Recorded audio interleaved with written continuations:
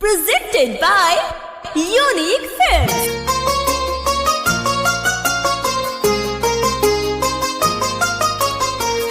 जान हरे आंसू के होली में तू अपना सजना के साथ जाता रुझा, लेकिन एगो बात याद रखियो, तारे दीवाना ना रुकी।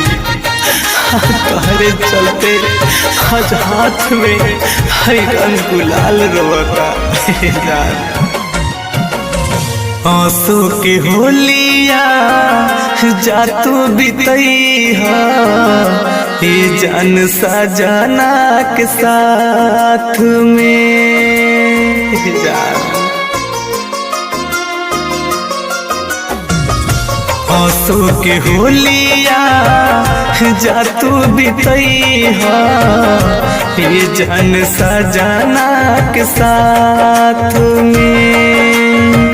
हमके भुला के जा बिसरा के रही हो तू करे पास में।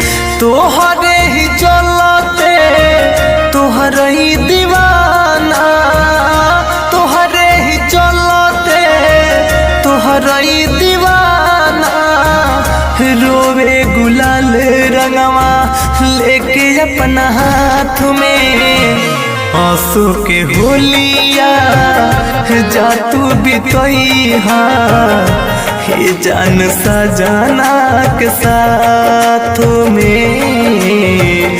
हमके भुला के जा बिसरा के रही हो तू करे पास में।